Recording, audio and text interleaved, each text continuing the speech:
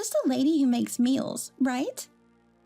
That's what Emily, who brought a cake while I was in the hospital, said. Daniel saw how I reacted to it and got furious. What are you doing? Apologize to Emily. I swear to God, I didn't do anything to deserve such anger.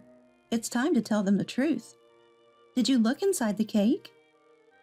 I am Susan, a 72-year-old homemaker, working at a part-time job making meals. Ever since I was young, influenced by my mom, I loved cooking. After high school, I decided to attend culinary school. I got my chef's license when I graduated, and have been working at a catering company ever since. I've spent years making healthy and tasty meals in company cafeterias, hospitals, and nursing homes. Though I was a full-time employee for many years, now at my age, I work part-time. Still, I'm happy to keep working, doing what I love, cooking. At home, I do all the cooking and chores, but Daniel hardly ever thanks me. He seems to think men shouldn't cook. He can't even find food or drinks in the kitchen without calling me. Hey Susan, make me some coffee. Right. I told you where the coffee beans, pot, and cups are, didn't I? That's something you should do, Susan. He's so proud of being a former division head at a top company, but he'd be helpless with household chores if anything happened to me. We have 2 kids, our eldest son Lucas and our daughter Cindy. Lucas got married 2 years ago. Lucas, over 30, was at the right age for marriage. I was thrilled when he introduced his fiancée at the perfect time. He wanted to introduce her earlier, but ended up registering their marriage on her birthday due to schedule conflicts. Lucas had always been responsible, and I'm not about to start criticizing his choice of a partner at my age. On the promised day, we finally met her at our house. She was slender, petite, with big eyes, a stark contrast to Lucas. Emily, Lucas's wife, lived in her parents' house until now, working since graduating from junior college. Dad and Mom were strict, never let me live alone. I'm new to housework, but I'll do my best. Her high-pitched voice and fluttering eyelashes as she looked up reminded me of a TV idol. Right after she finished, Daniel's voice, unable to hide his joy, rang out. That earnestness is wonderful. Just be yourself. Her earnest and cute demeanor immediately won Daniel over, even after just one meeting.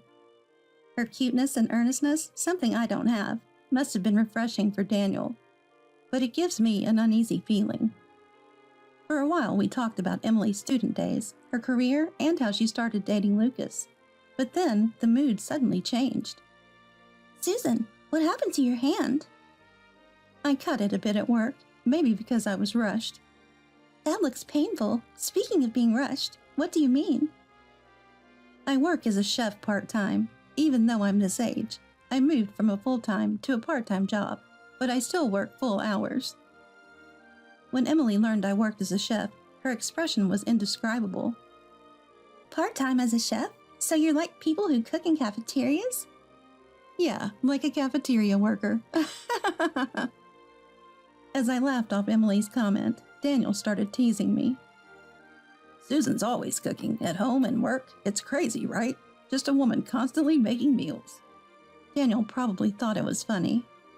Normally, Lucas would chide Daniel, but he was in the bathroom, leaving no one to stop Daniel's prattle. I was so taken aback, I couldn't say a word. Then, to my surprise, it was her who made things worse.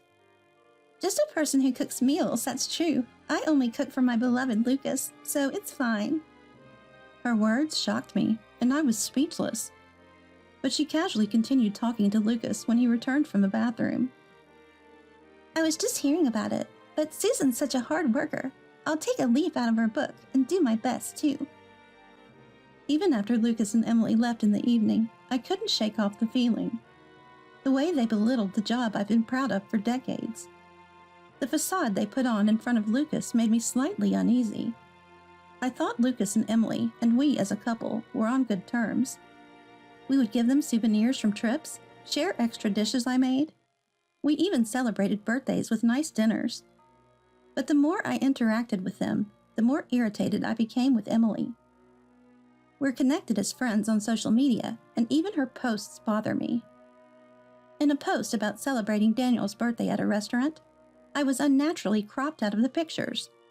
She even posted about the plum wine and cheese I made as if they were her creations. Annual plum winemaking. Looking forward to drinking with my husband. The cheese should be right by now. Made it with love, so it must be delicious. Emily, as a meticulously living homemaker, is gaining followers. Her posts quickly attract many comments. I was staring at the screen, filled with comments praising Emily. Surely no one realizes that she's claiming someone else's work as her own.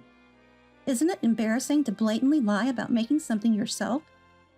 I thought it over, but decided it didn't really affect me, so I should just maintain a polite distance. However, I soon realized Emily was more dangerous than I thought. I had some concerning results in a health checkup and had to see a specialist at a major hospital. They diagnosed me with cancer, and I had to be hospitalized for tests and treatment. I'm going to be in the hospital for a while for cancer treatment, so please take care of the house. How convenient for you to just decide to be hospitalized and leave the house stuff to me. How can he say such a thing when his wife is ill and going to the hospital? But arguing with Daniel would only cause more trouble, so I held back. Don't say that. I'd be happy if you could visit me sometimes. Who'd bother to visit you? I don't know the first thing about running the house. Right, maybe Lucas would know better than you. I talked to Lucas, and he promised to visit me between work, which relieved me. Since there were still a few days before Lucas's visit, I decided to gather the laundry and other things I needed help with. Then someone opened the door to my hospital room. I heard from Lucas and was worried, so I came to visit. Emily came into the room, holding a white box from a cake shop near the station. Oh, Emily, you're busy too. I feel bad. Thank you for visiting. Lucas is coming next Sunday, but Daniel hasn't come at all. I'm happy you came. Emily smiling, placing the white box on the table. Get well soon. I bought the cake you said you liked, so please eat some. Thank you. Let's eat it together. But Emily, waving her hands lightly, started preparing to leave. I have some errands to run, so please enjoy it, Susan. Oh, there are 2 cakes in the box. Emily left after a brief chat. Despite her past problematic comments, I was touched she visited and brought a gift. Just as Emily left, Daniel entered the room. Daniel, did you come to see me? I'm here on an errand. Emily was just here, right? While speaking, he plopped down on the chair beside me.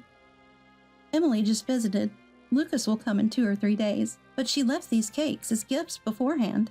She said there were 2. Do you want to eat one? Typical Emily, always thoughtful. I'll have the cheesecake. I felt a sense of unease at his words and suddenly realized my suspicions were correct. I snatched the box back and crushed it into the trash bin at my feet. Hey, what are you doing? Emily bought that cake especially for you. You're really the worst, Susan. Are you trying to make trouble now? I immediately questioned Daniel. Did you look inside the cake? No, I haven't. What about it? He clearly didn't understand what I was getting at. Don't talk about Emily like she's the villain. If you think it's sabotage, then eat the one that isn't cheesecake right here in front of me.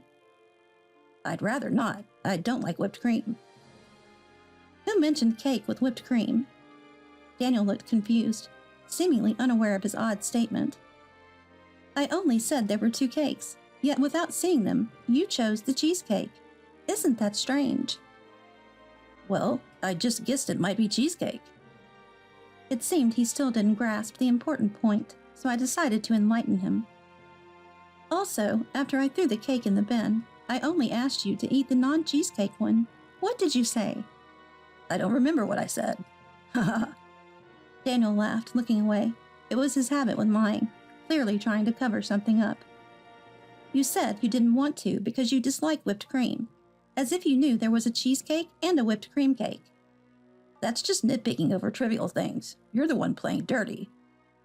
He turned red with anger, trying to dismiss the situation, but I pressed on.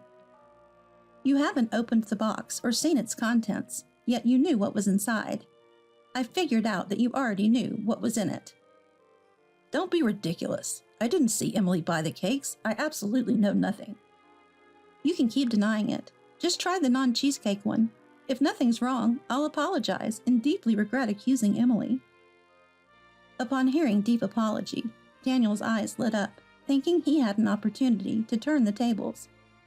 But this wasn't the end of what I had to say. "If there's something wrong with the cake, you'll call Emily right away." I retrieved the cake box from the trash and opened it. Inside, just as Daniel said, were a cheesecake and a fruit cake covered in whipped cream. The fruit cake with a lot of whipped cream was a bit crumbled, but still fine for a taste test. I placed it on a paper plate and handed it to Daniel with a disposable fork. As soon as Daniel took a bite, he grimaced and muttered quietly, "Ugh, salty, terrible." "The cake is salty, right?" I knew it. Now, as promised, call Emily here, right now, and don't say anything strange to her on the phone. True to my word, I had Daniel call Emily to the hospital room. Reluctantly, he dialed her number, but his usual cheerful demeanor nowhere in sight. It's no fun for him with me, seeing through everything, watching over his shoulder. He looked like a henchman reporting a failed mission to a boss character. While I was thinking this, Emily soon entered the room. "What's the matter? I rushed over after Daniel's call. Did I forget something? I can be so absent-minded. Sorry." Emily seemed unaware that I had caught on to her plan. I pushed the box with the cake she had bought, now retrieved from the trash, towards her. "Yes, you forgot something. This cake was meant for me, right?" "Of course. I remembered you saying that you loved cakes with whipped cream." "You knew about my taste disorder due to cancer treatment, didn't you?" Emily looked genuinely surprised, covering her mouth with her hand. "Was that the case? I had no idea." She still seemed to be playing dumb, so I decided to corner her. "Daniel said this cream is salty. Did you know that too much salt is bad for my treatment?" It was then that Emily finally realized her plan had failed, glaring furiously at Daniel. Seeing no point in attacking her accomplice, Emily seemed to be trying to concoct an excuse. "That's strange. Salty whipped cream? Oh, I know the bakery must have mixed up sugar and salt. I'll talk to them, don't worry." "So you didn't know about the taste disorder, and the cake is salty, that's your excuse?" "It's not my fault. I didn't know, right? If you keep attacking every mistake, people will hate you. I'm sorry. I don't have the cooking knowledge like you. I'll take my leave now." Emily tried to leave the room, but I quickly locked the door and leaned against it to prevent her from leaving. "That's something the victim says, not you. You're going to talk to the bakery? After bringing a homemade cake in a bakery box, what will you tell them?" "So what then? Do you never make mistakes? Amazing. I respect that." Emily's tone was provocative. Engaging in this fight would only disrupt my plan and be a loss for me. I operated the tablet lying on my bed, opening the search engine. The search history displayed terms like cancer treatment interference food, salt accelerates cancer, taste disorder salt. It's odd. This tablet has search history I don't recall making. "Are you sure you're not mistaken, Susan?" "I haven't used this tablet recently. The history seems to be from around the time you and the others visited during the New Year. I remember. You wanted to watch a live stream of a TV idol using this tablet." I didn't miss Emily's face twitching. "You mean to say I searched about cancer progression when I just borrowed it? Stop making false accusations." "It's not an accusation. It's a fact. Look, this icon? It's your favorite TV idol. Seems like you forgot to log out." Emily, seeing the icon, looked anxious, her hands trembling. "I knew you disliked me, but there are limits to what's acceptable, right? This is like poisoning. It's a crime." Emily, labeled a criminal, became furious. "I did nothing wrong. You have always been nasty to me. I just showed you that being able to cook doesn't mean you're superior. Be thankful." I couldn't recall bragging, nor did I talk much about work or cooking with Emily. A few times I brought homemade cheese and side dishes with me. I never intended to boast. If my stories made you uncomfortable, I apologize, but that doesn't justify your actions. Emily lost her composure in the hospital room. "You don't get it, old woman. Think you're so great just because you can cook? Getting all proud over tasty dishes?" Breathless, Emily was joined by Daniel, who suddenly interjected. He had been like a ghost in the corner until now. Exactly. Women should be charming, but you, always working, never showed any desire to protect the home. Just because you have cooking qualifications doesn't mean you can be arrogant. Daniel, you're still here. You're really siding with Emily. I knew you were here to ensure I ate the salt-laden cake. So what if I am? It's none of your business. I might soon be living with Emily and Lucas. You can manage on your own, so you should just quietly live somewhere else. So, in my absence, Daniel, Emily, and Lucas had arranged to live together. This was news to me, and Daniel's tone made it clear he wanted me out of the house fast. Daniel, have you lost your mind? Living together must be Emily's idea, right? Yes, unlike you. She's kind and approachable. She felt sorry for me being alone at home, because you don't take care of things properly. That's why I always insisted Daniel learn to do things around the house himself. Is the salted cake a scheme for my medical insurance or something? How did you know? I noticed you reading insurance policies and calling the insurance company. They called me and told me everything. That's how I found out. The thought that Daniel and Emily planned to extend my treatment for insurance money, intending to live together with Emily and Lucas, was horrifying. I was lucky to discover their plan through the search history and the call from the insurance company. What if I hadn't noticed? I shudder to think. Lucas, unaware of Daniel and Emily's scheme, was appalled at their malice towards me and my treatment, and decided to divorce Emily. She complained a lot about not wanting to divorce. But Lucas was firm in his decision, understanding that staying with her could lead to unpredictable outcomes. He couldn't forgive her casual attitude towards her actions and did not rescind the divorce. After successful cancer treatment, I was discharged from the hospital. I couldn't overexert myself, but I managed to return to my part-time culinary job. Being in a dispatch company, my workplace varies, and my first assignment post-recovery was at a regional hospital. While preparing today's breakfast, I noticed many comments about the special menu. Is this name familiar to you? The food tag had a familiar name, though the surname was different. Soon, I discovered Emily was hospitalized there. Following the divorce, her mental balance had been disturbed, leading to her hospitalization. She's become notorious among the staff for complaining about meals and daily life. When delivering meals, I encountered Emily arguing loudly with a staff member. So it's true. You're just a lady who makes meals. This old lady got me hospitalized. Why not admit her instead? Still talking nonsense, Emily? I have work to do and can't spare time for you. Among the staff, Emily was now widely disliked and treated as a troublesome patient. Oblivious to how her actions had made her so unpopular. She hasn't changed, always finding excuses and unable to face reality. With the divorce, Daniel and Emily's plan to live together fell through. Despite the initial plan to live with Lucas and the divorced Emily, it would have been awkward for Daniel to stay as before. He seemed uncomfortable.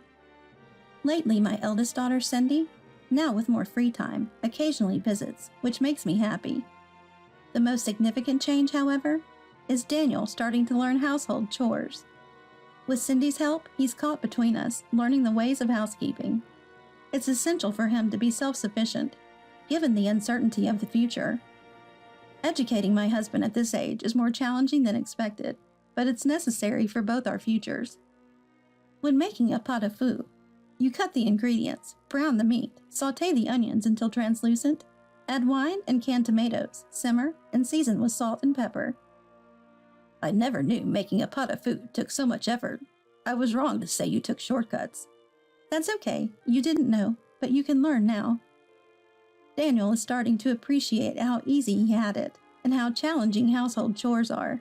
He's even begun to express gratitude. I hope to rebuild a good relationship with him and return to a life that feels truly ours.